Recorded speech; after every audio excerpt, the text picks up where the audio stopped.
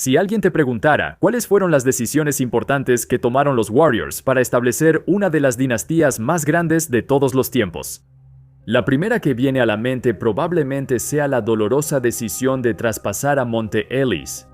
Ellis era un jugador muy querido, pero la organización se dio cuenta de que habían llegado a un límite con él como su máximo anotador y necesitaban una mayor presencia defensiva en la pintura.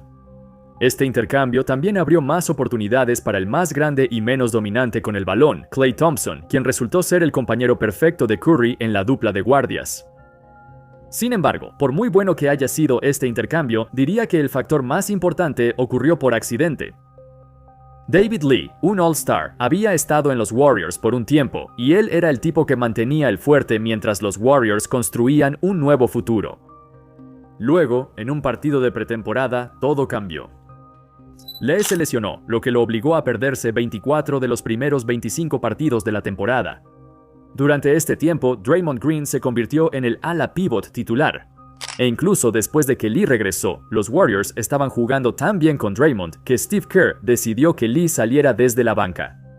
Fue la primera vez en 7 años que Lee fue relegado a un papel de suplente. Pero como los Warriors tuvieron tanto éxito sin él, fue la decisión correcta. Sin embargo, ¿qué fue exactamente lo que hizo que los Warriors fueran mucho mejores con Draymond en lugar de David Lee? ¿Qué detalles, en particular, cambiaron en su ofensiva y defensiva? Eso hizo que los Warriors pasaran de ser un equipo de 51 victorias a uno de 67 victorias y los favoritos al campeonato, a pesar de que David Lee no tuvo ningún impacto en su éxito. ¿Cómo están, amigos? Mi nombre es Andy Hoops y hoy vamos a ver en detalle cómo una sola lesión cambió el curso de la historia de la NBA para siempre. Contrario a la creencia popular, en realidad hubo un tiempo en que Draymond no era tan odiado. La gente estaba fascinada con la forma en que podía influir en un partido de tantas maneras. En cuanto a la defensa, lo primero que alguien podría decirte es: "Oh, Draymond es un defensor muy superior a David Lee". Y tendrías razón. Aunque eso es completamente cierto, incluso con David Lee como titular el año anterior, los Warriors aún tenían la cuarta mejor defensa de toda la liga. La defensa no era necesariamente un gran problema para el equipo, porque fue el increíble impacto de Andrew Bogut en la pintura lo que llenó ese hueco para los Warriors. Un pívot de verdad que puede disputar todo tipo de tiros en el aro, lo cual siempre había sido un gran problema para ellos antes. Él es la razón por la que en la temporada 2013-14, incluso con Draymond saliendo desde la banca, los Warriors seguían siendo un equipo defensivo de élite. Sin embargo, cuando Draymond finalmente se convirtió en titular al año siguiente, aportó un conjunto de habilidades que pocos otros jugadores en la historia podrían replicar. Especialmente David Lee, cuya defensa era tan mala que el reconocido analista deportivo Kurt Goldsberry escribió un extenso artículo al respecto y lo presentó en una conferencia para mostrar lo malo que era. Pero hablaremos de eso más adelante. Para Draymond, fueron sus contribuciones en la ofensiva las que sorprendieron a todos, y él desbloqueó algo completamente diferente, lo que eventualmente hizo que los Warriors fueran imparables. Antes de la temporada de despegue de los Warriors, echemos un vistazo a cómo vimos destellos de eso anteriormente. En particular, las jugadas que hicieron que el equipo se diera cuenta, quizás tenemos algo especial aquí. Cuando vimos a él y a David Lee en la cancha al mismo tiempo, la ofensiva se veía increíblemente bien. Veías jugadas como esta. Para alivio de Dwight Howard. Blake se la pasa a Green, buen pase, Lee está ahí mismo. Eso sí es buen baloncesto. Draymond recibe el balón en la pintura, ataca el aro y hace un buen pase a Lee para la canasta fácil. Puedes ver otra jugada aquí. Draymond, como jugador interior, puede poner una pantalla en el perímetro, recibir un pase en la línea de 3 puntos, amagar un triple y hacer que el defensor caiga en la finta, luego atacar la canasta a toda velocidad y además tener la visión de cancha para asistir a Lee para que termine la jugada. ¿Cuántos jugadores interiores en la liga pueden poner una pantalla, cortar hacia el aro así y aún tener el instinto para hacer un gran pase? En ese entonces era muy raro. Ten en cuenta que esto fue la temporada antes de que llegara Steve Kerr, antes de que siquiera empezara la dinastía de los Warriors. Aún así, Draymond como suplente ya estaba transformando la ofensiva de una manera que no habíamos visto antes. Según las estadísticas de PPP, esa temporada, en más de 500 minutos con Draymond y David Lee juntos en la cancha, los Warriors tuvieron un increíble diferencial neto de más 15.7, el más alto de cualquier dúo en el equipo, y esto se debía en gran parte a las habilidades únicas de Draymond en la ofensiva. Por otro lado, en los momentos en que David Lee estaba en la cancha sin Draymond, así es como normalmente se veía la ofensiva. Intentos de tiro en un partido para un solo jugador porque Mark estaba totalmente superado en la línea frontal y simplemente lo estuvo golpeando todo el partido. David Lee. Muchas posesiones de 1 contra 1, mucho tiempo sosteniendo el balón. Aunque Lee era un buen anotador, este tipo de ofensiva hacía que el equipo jugara más lento y no era lo que el equipo imaginaba como baloncesto de calibre de campeonato. Lee también era un buen pasador, pero siempre buscaba anotar primero, incluso en estas jugadas que vemos aquí. Ahora, si este fuera Draymond, daría un bote y buscaría pasar el balón para conseguir un mejor tiro. Pero para Lee, su prioridad es anotar él mismo. No está buscando pasar aquí. Ejecutan esta jugada para que él anote. Así que, ¿viste esos números que mostraban lo increíble que se veía la ofensiva con Dre y David jugando juntos? La cosa es que los Warriors se dieron cuenta de que David no era la razón de eso. Podrías reemplazarlo con cualquier otro tipo que pueda definir cerca del aro y la ofensiva se vería igual de bien, siempre y cuando Draymond esté atacando hacia el aro. La temporada 2014-2015 fue conocida como el año de despegue de los Warriors y el inicio de su dinastía, liderados por Steve Kerr, un entrenador novato. Debido a que David Lee sufrió una lesión en la pretemporada, Draymond fue incluido en la alineación titular y de hecho fue titular en todos los partidos que jugó ese año. Esto hizo que la ofensiva de los Warriors tuviera un aspecto completamente diferente al habitual, una ofensiva que era mucho más distinta que en años anteriores. La mejor manera de visualizar la diferencia es con esta estadística en particular, los pases. En la temporada 2013-14, los Warriors estaban en último lugar en toda la NBA en pases por partido, ya que hacían solo alrededor de 243 pases por juego. En el año inmediatamente después de la lesión de David Lee, esa cifra subió a más de 300 por partido. Un año después, en su temporada de 73 victorias, superaron los 320 pases por partido. El objetivo de Steve Kerr para la ofensiva de los Warriors era maximizar a sus dos mejores anotadores, Curry y Thompson.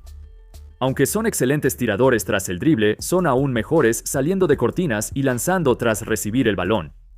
La llamada ofensiva de movimiento de los Warriors, como ellos la llaman, tuvo una gran inspiración en los Spurs de 2014, un equipo que jugaba un estilo de baloncesto en equipo muy bonito. Cada jugador en la cancha se va turnando para crear juego, pero con dos de los mejores tiradores de todos los tiempos, los Warriors llevaron este estilo a su máximo potencial. Debido a la atención que atrae Curry, la visión de cancha de Draymond se volvió una necesidad. Como mencioné, muy pocos alapivotes en la liga podían poner una pantalla y tener el manejo de balón y la visión para iniciar una jugada como esta. El pick and roll entre Curry y Dre pronto se convirtió en la jugada más indefendible de toda la liga, porque hagas lo que hagas, los Warriors sacan ventaja de ello. Ahora, quizá te estés preguntando, ¿qué es lo que impide que David Lee haga esto también? Digo, él era uno de los mejores pasadores en su posición, y también tenía un gran manejo de balón para ser un hombre grande. Es solo que Lee era un jugador dominante con el balón, y durante toda su carrera siempre jugó de la misma manera. No fue necesariamente su culpa. Cuando estaba en Golden State, gran parte de la ofensiva estaba diseñada para pasar por él. Por eso veías muchos más posteos, porque intentaban establecer algún tipo de juego de adentro hacia afuera, con él atrayendo la atención. Ahora, no estoy diciendo que fuera un mal anotador, era un gran anotador, pero su mera presencia en la cancha limitaba la ofensiva de los Warriors. Llegaron a su techo con él como eje central. En su ausencia, el movimiento del balón mejoró muchísimo. Se convirtió en su mayor arma.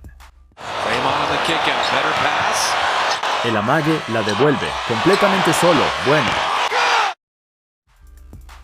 Dicho todo esto, solo he mencionado brevemente la diferencia defensiva entre David Lee y su sucesor. De todos los jugadores de la generación de Draymond, él probablemente tiene el mejor argumento para poder defender las 5 posiciones al menos en su mejor momento. A pesar de estar listado con una altura de 6 pies con 6 pulgadas, su envergadura de 7 pies con 1 pulgada y su físico robusto y estoico le dan una base sólida para defender a jugadores mucho más grandes que él. La alineación más famosa de los Warriors durante sus años de campeonato fue la infame Death Lineup, su alineación de small ball con Draymond como centro. En su temporada de 73 victorias, esta alineación jugó junta durante 172 minutos, en los cuales superaron a sus oponentes por 166 puntos. Eventualmente, la Death Lineup evolucionó a la Hamptons 5 cuando Kevin Durant reemplazó a Harrison Barnes. Esta alineación funcionó aún mejor, porque, tienes a Kevin Durant en lugar de Harrison Barnes. Pero funcionó gracias a la versatilidad defensiva de Draymond, algo que David Lee nunca tuvo. De hecho, Lee era conocido por ser uno de los peores defensores de la NBA, especialmente para un interior, donde la defensa es lo más importante. Para continuar con lo que decía antes, Kirk Goldsberry, quien es considerado uno de los innovadores de la analítica moderna de la NBA, dio una presentación en la conferencia MIT Sloan de Analítica Deportiva. El tema se llamaba el efecto Dwight. En particular, habló sobre cómo un solo pivot, como Dwight Howard, puede ser el pilar para que todo un equipo se convierta en la mejor defensa de la NBA. Demostró que la defensa en la posición de pivot importa más que en cualquier otra posición. En esa presentación también habló sobre David Lee para demostrar su punto de que Lee definitivamente no puede jugar como pivot en ninguna alineación, mucho menos en un quinteto pequeño. Mostró una y otra vez clips de posesiones defensivas horribles de David Lee y llegó al punto en que toda la audiencia solo se reía.